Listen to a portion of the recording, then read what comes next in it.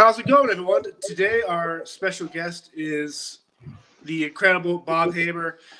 Bob had a former Marine, wife, two kids, and he retired from the FBI after 26 years, many of them undercover. He is the author of three great books and several novellas. And you've done some work doing some on-set teching for SVU, the TV show. And so it's kind of great to have you on here today, Bob. Thanks, John. Appreciate you having me on. And I started this podcast back in last March at the onset of COVID because my world of doing security for artists and bands kind of slowed down, obviously with events being canceled. And this podcast was a means for me to kind of learn about different people, whether it's martial arts or about domestic violence or human trafficking or other aspects of law enforcement. And to come across someone like you, I know we talked about this literally right before we jumped on here, but your life is like that of a Tom Clancy character, and it's very fascinating that here you are today to kind of talk about your story. Yeah, well, they're never going to cast me to play myself in Hollywood. I'm pure vanilla, so that always allowed me to my success in the undercover world. And I had a great career. I was very fortunate. I always said I never really had a midlife crisis. I just became a different personality. So before we kind of dig into your career, the crazy thing, there's two things that came out of COVID I felt that really took over outside the pandemic itself is this concept of police defunding and the concept, the story behind human trafficking, which seemed like it's been around for decades. And it's weird how it came out during a pandemic. And so the first question, with the police defunding, the movement for the media, people who push back, your prior law enforcement for 26 years, how would you have dealt with going to work knowing that half the country is being forced or being told that we need to boycott and defund law enforcement? Well, I think it's a tough question because you are putting the law enforcement officer at a disadvantage. I think, look, in modern society, law enforcement hasn't always been looked upon with the bright lights. And you watch Hollywood, and typically the undercover agent is a womanizer and a drug addict and a recovering alcoholic. I mean, Hollywood and society has always kind of put us in a box of some sort. In terms of the defunding of the police, look, if a local, I believe in democracy. I believe in the republic. I believe that if a local society wants to try something different, then that's up to them. But don't be coming to me now when it fails and ask for my tax dollars to help bring it back to where it was before your experiment. It's one of my family friends here in Massachusetts works in the state police and stuff, and they were doing these protests back a couple months ago, and one of the protests was a anti-vest. Well, when there was an issue that day, the first people they ran to were the police. So I found the irony of that very like what's the gist behind it? Like, if you want to hold people accountable, why would anyone want to do that? But it's just unfortunate that these men and women in law enforcement today not only have to deal with a dangerous job, which they signed up for, but it would be kind of cool if people supported them. Like, not all these people are out to get you, and it's just very disheartening. Yeah, it's not the same thing, but quite frankly, I remember the Oklahoma City bombing, and at that point, maybe it was naivete on my part because I hadn't been working those particular type of violations and was not aware of that type of movement. I was doing other things in the FBI, but all of a sudden in my mind, it was like, wait a minute, we've got people coming at us from both sides, from the right and the left. And I kept thinking, oh, I just sort of have to look to the left, this was a little beyond or before my time, but looking at the weathermen and some of the anti-war protesters and those type of people. And now all of a sudden like, wait a minute, wait, there are people that are people on what I thought were on my side, and now they're opposed to what we're doing as well. So uh, it's been there, but I think with the 24/7 news cycle, it just seems worse. And I just I pray that we find a solution and we can find some type of unity in this country right now. Along the lines of that, the other thing I've noticed really pop up is the human trafficking and these cases where our mutual friend like Craig Sawyer and organizations like that rescue these kids, or these federal agencies that rescue these children that have been kidnapped and stuff. Why do you think it came out during a pandemic? And I ask you this because one of your big cases undercover was helping infiltrate NAMBLA, which we will talk about, and bringing down some of the people that inner circle. Well, it's interesting. It's almost human trafficking. The terminology has it's somewhat changed. I mean, what we used to consider pimping uh, and prostitution in some respects is human trafficking, and it's been, I think, somewhat all put together into this big ball. I think one of the problems that we had once the pandemic started, at least I see it from a parent and from a grandparent standpoint, is now you have children at home and they're online all the time. And the danger is once these kids get online and they get access to other websites, they're spending more time, they're getting involved with online gaming, and it's just an opportunity for adults with bad motives to get involved as well. So I think there's been more of an emphasis since the pandemic when we've had more this idea of the kids are home, that they're going to be homeschooled, they're going to be on the computers at home, and there's just more of an opportunity than maybe there is in a traditional educational setting. Now, social media, when you were starting doing your undercover work, I don't think it really blew up until the last couple of years, which you just brought up. And how would that have hindered your job back then versus how would it have improved your job now, especially with the different forms of social media out there, where there must be a lot that is beneficial, but also makes undercover work and helping doing what law enforcement does to grab these bad people? Yeah, I think that I think one of the problems I see from an undercover standpoint when it comes to social media is, do you have backstopping in the social media realm? I didn't have this problem when I was working.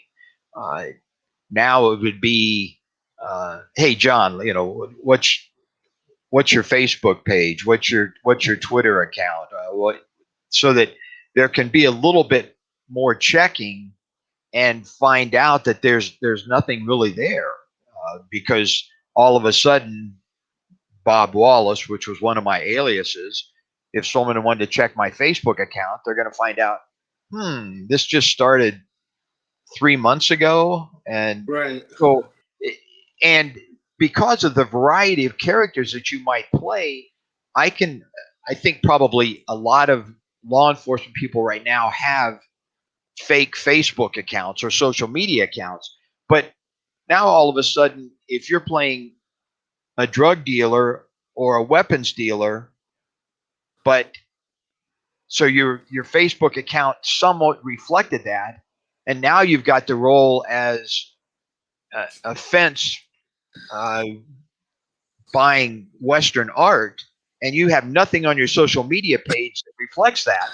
that's going to cause you some problems. So it's one of these deals that as an undercover agent, you're just going to have to come up with a backstory that works for you. Uh, and it can be done, and they can falsify backstories and social media accounts, but it's just not as easy as it once was. By the same token, it's the same thing. If I am targeting an individual, I want to look at his social media accounts and I want to learn from him, and I can find out where he stands politically, where he stands on this particular issue. so that I can sidle up to him and say, "Hey, I agree. I have the same position on the Second Amendment that you do," or something Right. like. Now, in shows like To Catch a Predator, or shows where I'm always perplexed, and I'm glad these guys are caught and stopped before they do something. But are are the bad guys and girls that stupid, or is it one of these things where the undercover work and the research what goes into like this case is so well done that it's going to catch you no matter what? I just think some of these people are so stupid and messed up that how do you not know this is coming? You know, I think it's a combination of two things. One, many of these people are very intelligent, but they have a flaw, and so it's up to the undercover agent to exploit that flaw. On the other hand, many of them are stupid, and it makes it easier. I always said that I always wanted my targets to be just a few IQ points below me, one to make it fun, but still that I could catch them. So uh, it is, and there it's kind of hard to prove a negative, but I'm assuming there are a lot of crooks out there that aren't being caught and never get caught, Right. and they have to face their judgment day in a different realm than what we are today. So, say you mentioned you have to pretend you're an arms smuggler or you're in a mafia or you're in a pedophile or all these different things. How long do you have to get into that character? And once you are in that character, is there a time period between resetting yourself because you have a family too? And how do you juggle not bringing that character home, even if you do come home if you're not gone for 3 years? Yeah, I was very fortunate. I mean, one, I think God gave me a screwed up brain, but I was able to compartmentalize. So I really could. I could be the contract killer in the afternoon and come home and coach little league baseball at night. I could be the husband and the father. So I think that it was a matter for me of being able to compartmentalize. But when I got into character, I was that character. I mean, just like a good actor, and I'm not saying I'm a good actor. I'm too stupid to memorize lines, but a good actor, when when they say the camera is rolling, now he becomes that character. And then when the director yells cut, they they become the other person, the real person, not the person that they're pretending to be. So I was able to do that, and when I got into character, I was that person. I had to think like that person. So I was no longer Bob Hamer. I was Bob Wallace, or I was uh, Bob Webb, or Bob Bourne, some of my other undercover names. It's just a matter of you becoming one of them without becoming one of them. Now, obviously with your background, it helped. But would you, as a father, did you find yourself overprotective, if that makes sense, because you know what's going on there, or were there stuff where, as you see your kids growing up, like I know social media was a little bit different, but different trends and stuff. Did you trust your kids to kind of, hey, like this is going on, Dad? Like, was that relationship ever get affected by you being two people? No, I think I always had a great relationship with my wife and family. It's kind of interesting, John. I was in a I was in the Marine Corps for 4 years, and as I was getting out, I applied to both the FBI and the CIA. And when I went back for some interviews with the CIA, I was kind of shocked when the person that was interviewing me said, "Look, it's important for you to share with your wife what you're doing, because if you're out at 2 a.m. in the morning, she's going to think you're running around, but she needs to know that you're really out there trying to recruit an asset for the U.S. government." Now, and he kind of winked and he said, "Now you may be running around, but she has to believe you're out there recruiting an asset." So I came back with once the Oh, FBI hired me, I came back with the idea that I was going to share as much as I possibly could with my family. I learned quickly in my FBI career that I had to be careful what I shared with the FBI.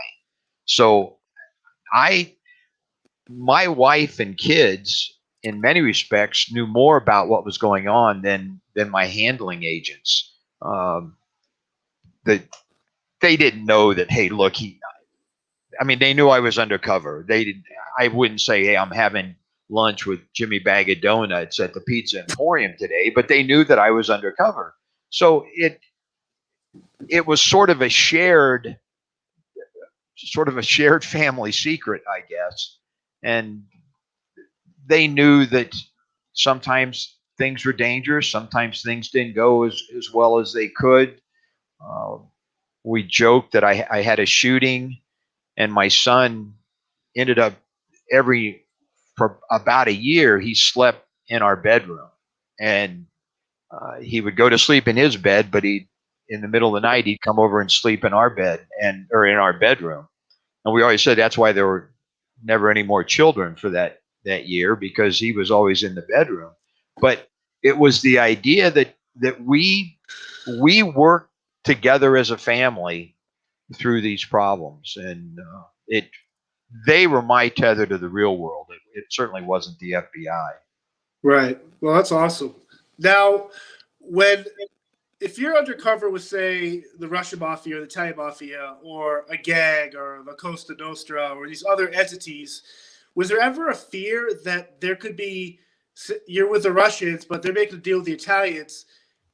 Would any of your characters ever get mixed up or was the planning and the advancing of these intel sessions and your work? I always pictured you on one side and then some guy over here on another family or gang be like, hey, aren't you that Bob Wallace? Like, how does that work where you're never caught up? It was interesting, John. I was never in a position where I had criminals working against me. I tell the story in my book, The Last Undercover. I was sitting in the lobby of the Airport Hilton Hotel, the LAX Hilton Hotel in Los Angeles, and I had just flashed $500,000 to an international heroin trafficker. I mean, $500,000 in cash, and I had just opened the briefcase, showed the money to this person. This guy told me that his partner was in the lobby of the hotel with a gun, and if anything went wrong, I was going to be the first person they killed. You wouldn't believe this if you saw it on a movie or a TV show. I mean, it's unbelievable. My first year of law school, I lived with a family in Cincinnati, Ohio. We attended the same church. They had an extra bedroom, and I rented the bedroom from them. They walked into the lobby of that hotel. Now we're talking 2,000 miles and a decade earlier that they walk in on this $500,000 heroin deal in the lobby of a hotel. Fortunately, the wife saw me, and she had prayed on the way in. Once the pilot said we're about to land in Los Angeles, she prayed. She said, God, I know Bob does dangerous things. I just hope that you'll watch over him today with whatever he's doing. So I was kind of on her heart and mind. But she and her husband walked in to the lobby of the hotel and saw me. And I'm wearing a microphone that's strapped to my chest. And literally, you could hear my heart thumping as as uh, as I spotted them, and she spotted me. And I kind of leaned back in my chair and gave sort of this look and nod of, "Hey, this ain't the time for grips and grins." And fortunately, she grabbed her husband, and they got their hotel key and went up the elevator. And about 10 minutes later, 2 kilos of China white heroin shows up, and the FBI arrests 3 international heroin traffickers. But it was like, oh my gosh, you again, you wouldn't believe that story if you saw it on TV. But a decade later and 2,000 miles, these people walk in on me. Now, were you able to tell them afterwards or get Oh them yeah, after? yeah. Okay. we went to dinner that night. My wife came down, and we all went to dinner, and we had a good laugh about it. But yeah, thank goodness. And I don't want to offend any of your listeners, but they were the Tupperware distributors of Cincinnati. So they were these vivacious people that, slap you on the back. Hey, Bob, how's the FBI treating you? It would have been one of those things if she wouldn't have had the wherewithal to keep walking. When you're undercover, and I obviously I know you can't talk about specifics, but what is the duty of your agency, FBI, to let local jurisdictions know there's someone undercover? And the reason I ask is, and I love Hollywood, I love the movies. I know almost 99% of it's all bullshit, but in the movie Con Air, the ATF hides their guy on the BOP without telling BOP, and they have this incident where it's whatever, it's Hollywood. But is there a duty to tell other agencies, or is he undercover? You don't know who to trust.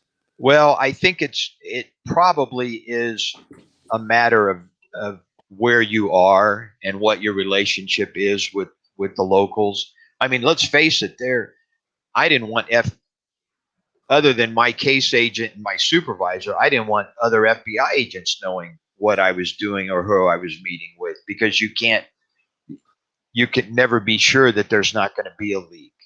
Uh, there were opportunities that we had. I worked mostly in the Los Angeles area on many cases, so we had a centralized uh, number that you could call and say, okay, they wouldn't necessarily say Bob Hamer, but they would say, hey, we've got a white male that will be purchasing a kilo of cocaine later today at this address. And part of that reason was you didn't want to end up having a blue on blue situation where it turned out that it was the cops selling us the drugs. They thought they were going to rip me off or arrest me when I show up with the money to buy the drugs, and we were going to arrest them when I showed up with the money to buy the drugs. So part of that was for that reason, but most of the time, no. We didn't share with other individuals, other entities, what we were doing unless we absolutely had to. Now, I worked one case, Operation Smoking Dragon. It began as counterfeit cigarettes and evolved into a $60 million shoulder fire missile deal and the Jeez. purchase of the super note. North Korea actually counterfeits our $100 bill. It's called the super note. Probably your listeners have realized that there's a new $100 bill floating around. Well, partially, or probably the main reason for that is because North Korea was counterfeiting our old $100 bill.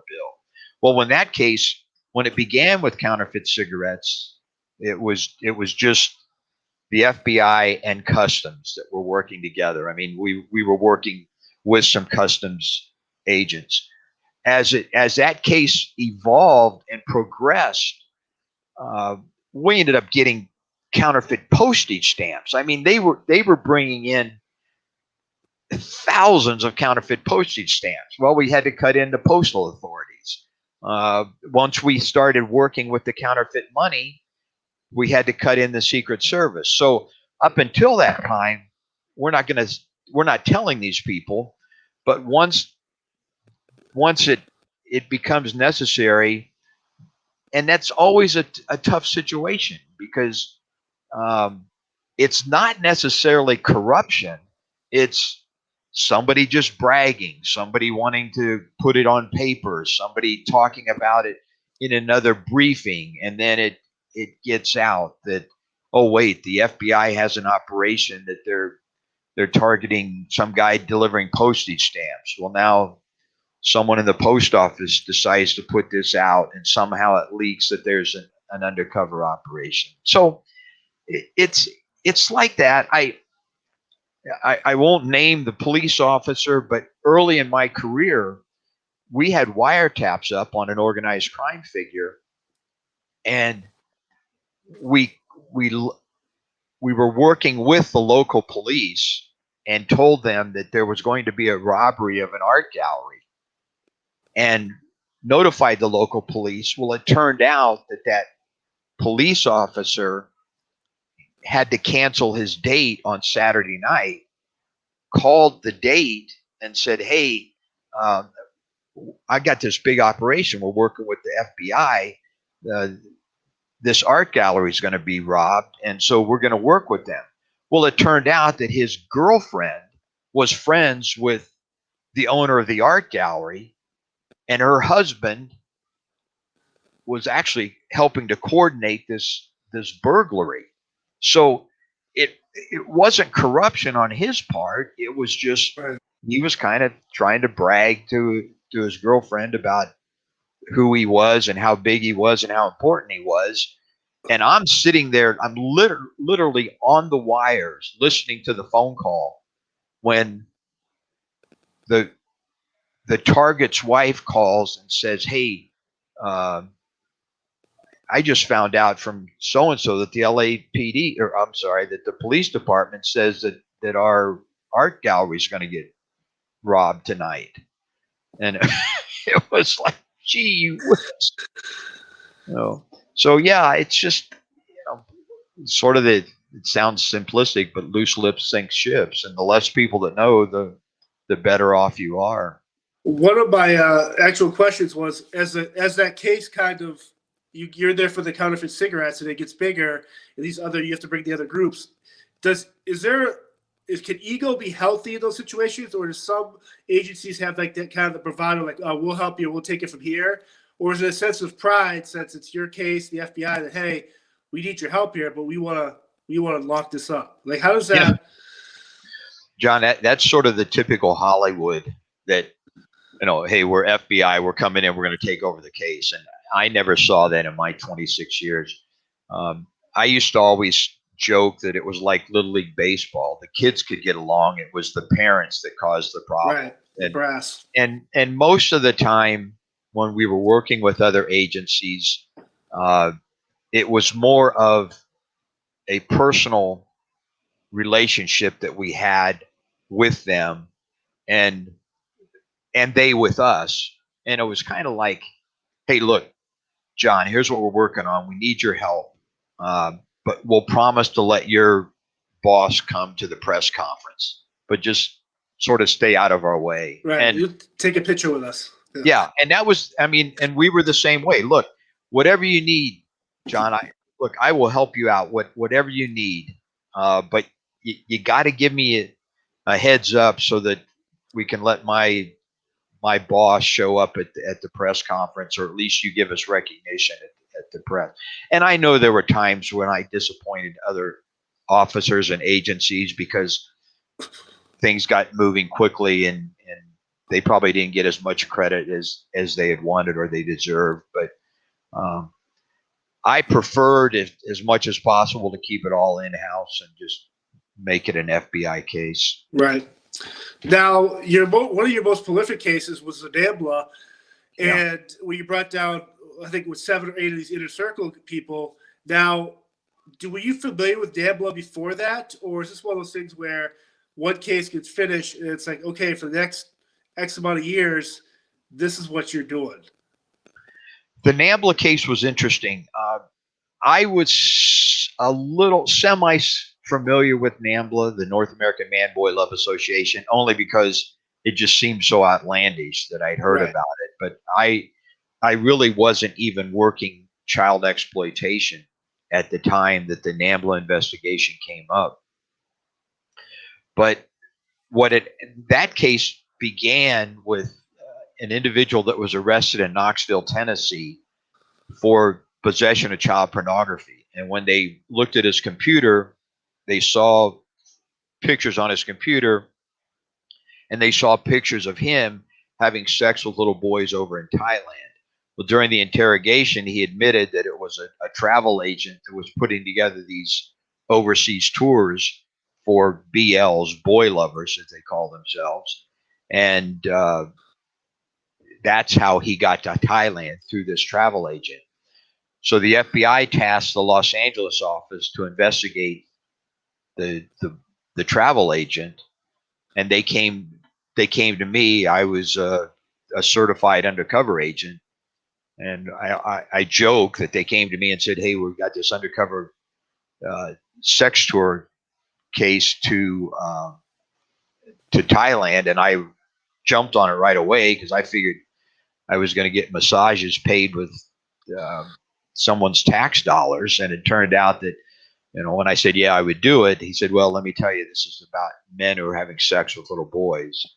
So I agreed to work the case, but it was one of these things where now, and this was always, for me, this was always the beauty of working undercover, is you had to become knowledgeable enough that, as I said earlier, you became one of them without becoming one of them.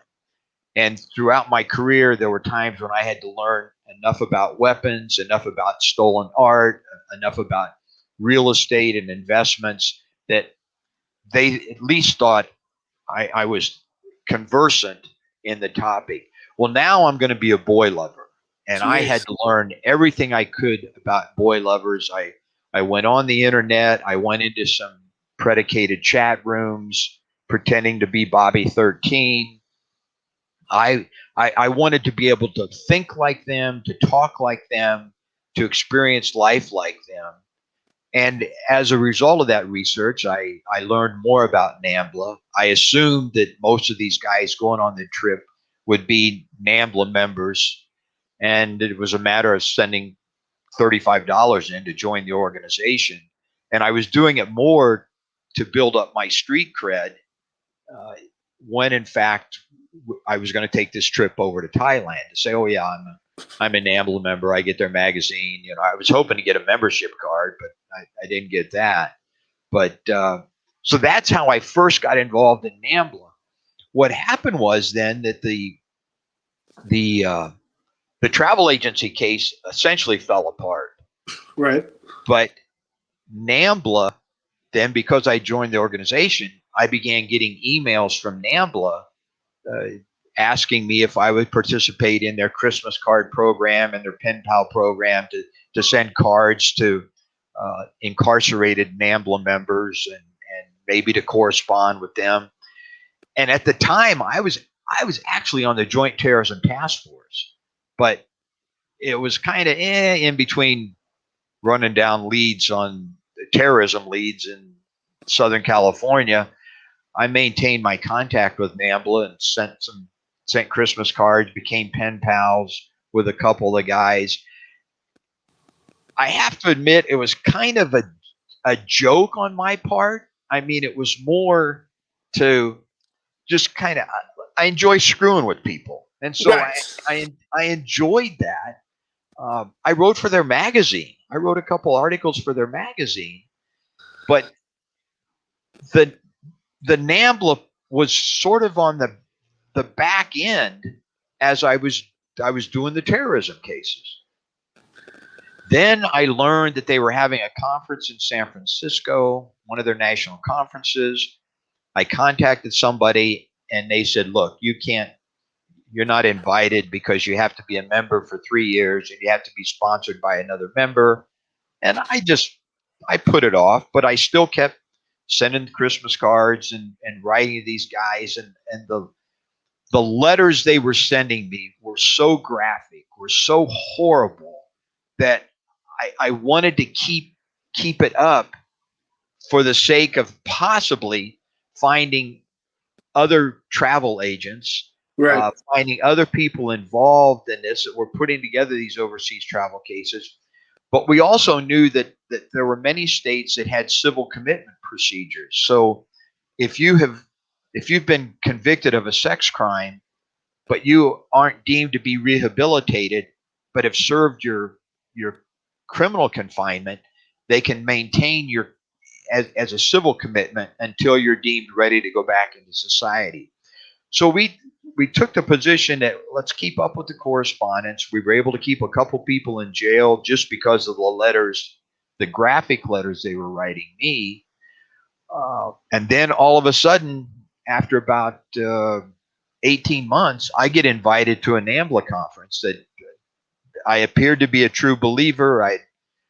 The guys that were corresponding with me had told the people at headquarters that, hey, this Bob Wallace is a good guy, and he writes regularly, and he sent me Christmas cards, and then like I said, I'd submitted a couple articles for their magazine, so I looked like a true believer, and that's when they invited me back for my first face-to-face meeting with some NAMBLA members.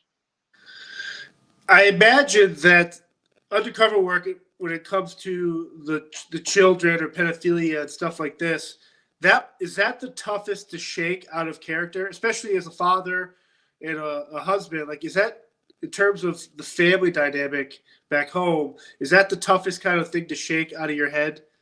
Oh yeah, I think that's true. I think if you talk to most sex crime investigators, that they're going to tell you that the hardest thing is to see what is happening to children, and now you go back and try to lead a normal life with your family. The thing that made NAMBLA difficult was it was a 24/7 mindset. In other words, if you, I'm being hired to kill somebody, they really don't care whether I'm a Republican or a Democrat or whether I like football or the ballet. They just want to know that I have the capability of killing someone and not getting caught. A drug dealer, it's the same thing. Yeah, you may try to find a common interest, but they really don't care. If you got enough green to buy the drugs and they don't think you're a cop, they're going to sell you the drugs. But I don't have to sit there and talk about my position on gender equity studies or anything like that. So, but NAMBLA, now we're talking 24/7. There, as an example, one of the guys had videotaped a Sylvan Learning commercial, and you and I might watch that and say, hey, you know what? That's a good idea. My grandchild or my children need help with their reading. Let's go to Sylvan. No, this guy was in love with the child on the commercial and just watched it over and over again. When we were in Miami at in Cocoa Beach, it was a beautiful night. There are these women that are running around in beach attire, and I can't look at them because I'm not interested in women. I'm interested in little boys. And these NAMBLA members are sitting there, and they're not looking at this. I mean, clearly a 10 walking Right. down the street. They're looking at this 10-year-old boy in the 32 jersey or in the blue or red shirt, and they're playing the dating game. Who do you want? Well, it's the kid in the blue shirt. Okay, well then I'll take the kid in the red shirt. I mean, that type of thing. So you had to be able to see the world through their eyes and through their mind in order to make them believe that you are who you say you are. It's and obviously you're a professional, but part of me is kind of like, you arrest them, you get them locked up, they serve jail time, they have a great lawyer, they don't serve half the time. As a human being, my first thought is, I want to strangle this person on the beach right now if this was my kid, or I look doing something to another kid. And so it must be tough to kind of realize that if say you had two sons and these people were making comments to you, and you're kind of like, I would kill these guys. I think any father or mother would. And how do you that mental kind of hurdle you have to kind of cross or not cross? Well, I think that's the key. Certainly, after my first NAMBLA meeting in New York City, I was walking back to the hotel and called my son, who at the time was out of high school and playing pro baseball, and I said, I'd rather go in there with a grenade and just blow all of us up. I'd be doing more for society if I killed every one of us. Right. But I think you have to keep in mind the greater good or how this is going to play out. So it's just important that you kind of have your head screwed on straight when you go into a situation like that. In that first meeting in New York, they set us up for a tour of Times Square. And at the time, it's no longer there now, but there was a Toys R Us. And yes, we're walking there was a group of us, probably about 25 of us, that were NAMBLA members that were walking to Times Square. And honest to Pete, you could feel the tension, you could feel the excitement of these guys. And I couldn't figure out what was going on, but they were excited. It was like going to the big game, and you're just about ready to hand your ticket to the ticket taker and walk through the gates, and now we're getting ready for the World Series or the Rose Bowl or something. But there's excitement. We walk into Toys R Us, and there's a 60-foot indoor Ferris wheel, and several of these guys ran to the railing, and they were at the railing, and they were watching children going around on the Ferris wheel, and they are saying to themselves, oh, they're saying to each other, oh, look at that kid in that shirt. Here's what I'm going to do to this to him, or this is what I do to this kid, and all that. And I say that had I been Bob Hamer, the FBI agent, the civilian, I would have thrown him off the railing. They were so disgusting what they had said, and I think most jurors would have let me off with the evidence about what they were saying they were going to do to these little boys. But I had to just keep in my mind that, okay, that we can do this, we can get these guys, but we've got to do it right, and this is an important case. And in that particular investigation, that was kind of my aha moment. That was the Joseph Campbell talks about the hero's journey. Well, that was the turning point for me, because up until this point, I'd been corresponding with these guys. I'd been reading their magazines. I had their written correspondence and how disgusting they were, but I didn't realize that they were still out on the street. That there were guys out on the street that had these ideas and views, and it was like, okay, this is important for us to try to take down the members of this organization. Were you ever afraid after an arrest, or say you're the Russian mafia, the Italian mafia, whoever, and you might take down a couple of heads or whoever here, but that entity is still alive and present?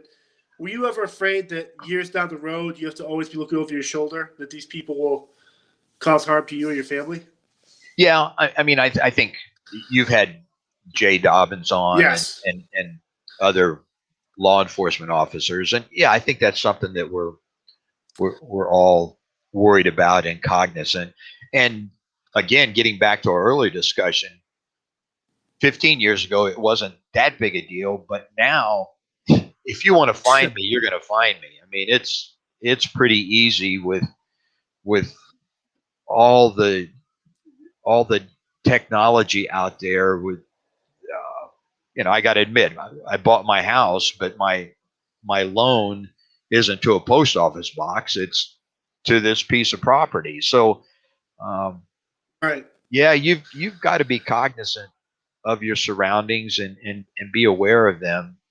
And you never know when they're going to come after you. I do laugh when we took down the Operation Smoking Dragon.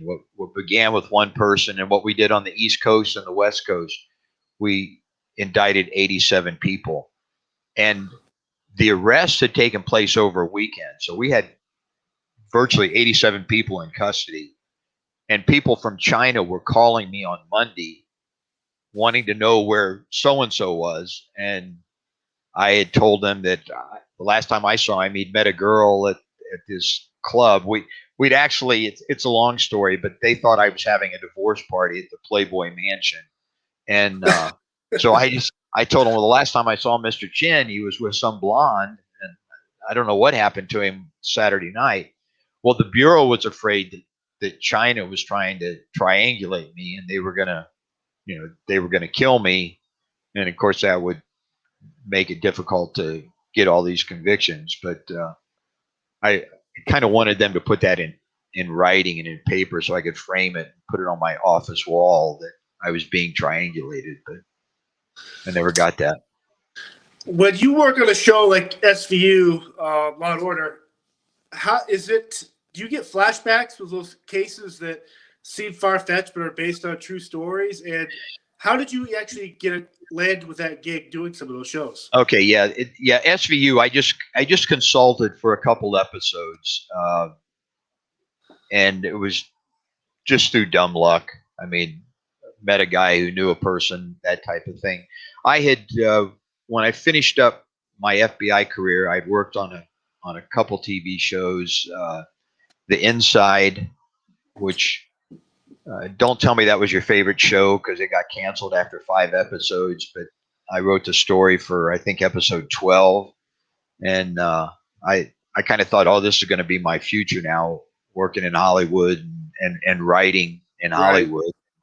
And that show got canceled. And then I worked as I had written a script for another TV show, Sue Thomas FBI, and was hoping that again this was going to develop into something. But my writing career, at least in Hollywood, stumbled. I got some tech advising jobs, Angela's Eyes, and then, as you mentioned, Law and Order SVU, and then I worked on one episode of Sleeper Cell. So I've had a little bit of luck in Hollywood, not as much as I would have liked, but most of that was just networking, and yeah, part of it, I wouldn't say flashbacks. It's just, hey, this is what happened to me, and let's run with this and see how it goes. I think more when my wife and I watch these shows, I'll kind of point out, oh, this is wrong here, or this is what this means, and I'm kind of doing a director's commentary for the episodes. Right. I'm always, because of the Undercover Life. Obviously, with your background with Jay Dobbins, like it seems like it would warrant such a great story to be told, whether every week on TV or something like that. I'm just, are there shows out there? What do you recommend for a proper, that's not too Hollywood but undercover type of show? I don't think there are any. Right. Yeah, I hope one of your listeners is a big time Hollywood producer and wants to do a good undercover story. I think part of the problem, and you saw this with Jay, that his case lasted for years. You just, it's difficult in a 1 hour episode to tell an undercover story, so you have to do it probably over a season long arc uh, to really make it believable and make it to work. And a lot of shows aren't season long arcs. They want that 44 minutes plus commercials, and then you can show episode 5 or you can show episode 12, and you don't have to watch all the episodes in order to understand what's going on. Was there a fear for you to put out your books as an author for the first time? And what kind of, how exciting is it for you to kind of have this different part of your life now after you retire from the FBI? Well, I will say that I miss the undercover work. I really do, and that was the hardest thing about retiring was missing that. I love the adrenaline rush. I love going face to face with the bad guys and becoming one of them without becoming one of them, seeing how far I could push the envelope and not get caught. Writing doesn't give me the same thrill, but literally I got out of the FBI without a whole lot of skills. I mean, they aren't hiring pathological liars out in the civilian community. So not that I'm pathological, but I was a pretty good liar. So there weren't that many opportunities for me. So writing, at least the books, it'll allow me to draw upon my experiences. I mean, my first book, The Last Undercover, chronicles the NAMBLA investigation and then 12 other undercover cases in which I was the undercover agent. A couple of my novels have done okay. Again, there's an awful lot of Bob Hamer in the characters of my novels. They're just, the protagonist is a lot better looking and he's younger and a lot cooler than I am, but that's but that's because he's my protagonist. He's not me. But yeah, I mean, if you would read those books, you'd get a pretty good insight into one, what undercover work is like, and two, probably what I'm like. Now, you said you spend a lot of time at the gym. Is that something you've always been into, really, with the fitness stuff? Like, how do you, if you're undercover for so long, you still have to requal with your firearms and stuff like that, right? Yeah. You still have those requirements. So yeah, the gym was always important to me. Working out, running. I ran a lot. It was a good opportunity. Particularly running was good for me because I could work through my lines. Right. For me, I didn't sleep well when I was undercover, and I'm sure Jay and some other guys that you've talked to, because you go over in your mind, okay, if he finds my gun, what am I going to say? If he finds my recording device, what am I going to say? How am I going to react? If he says this, what am I going to do? How am I going to respond to that? And I think many times in my mind, I had rehearsed that so that when the situation arose, my response was so spontaneous that it was like, oh, that makes sense, not knowing that I had probably rehearsed that particular line a half dozen times while I was running 5 or 6 miles of an hour or two before we actually had the meet. Occasionally, there were things that happened that I didn't have a response to. I worked the first female circumcision case that the federal government ever prosecuted. Jeez. And I literally saw a man and a woman in a bathtub of blood after the woman had female circumcision and the man had had his urethra rerouted through his scrotum. Now, when you come across a situation like that, it's a little difficult to have prepared in your own mind how you would respond to that situation. So there were times that you got caught without maybe the proper response, but so before, that's insanity. you want to cut that out of the No, I'm actually gonna podcast? I'm really gonna promote that. Before I let you go, obviously you have a website, but are you on social media? Are you on TikTok? How if people want to find you? How? No. I mean, I'm on Facebook. That's the extent of it. But yeah, bobhamer.net, BOBHAMER.net, and it has links to my books and Now, the last undercover, Enemies Among Us and Targets Down. I actually ordered Targets Down. I can only, some people, I try to research the gas, but I can't read a book that fast. I mean, I can read, but I like to enjoy the book. So I went on Amazon, you can get all the books there, and I'm excited to kind of dig deeper into your stories, and I thank you for being on here, and we will do this again too, because I've already got a ton of questions about the bathtub scene. So, well, that's actually in the last undercover. That's in that. It's in that first book that I wrote because it was the most bizarre case that I've ever worked. I love that. Well, thank you, Bob, for this, and we will talk soon. Thanks a lot. Appreciate you having me on.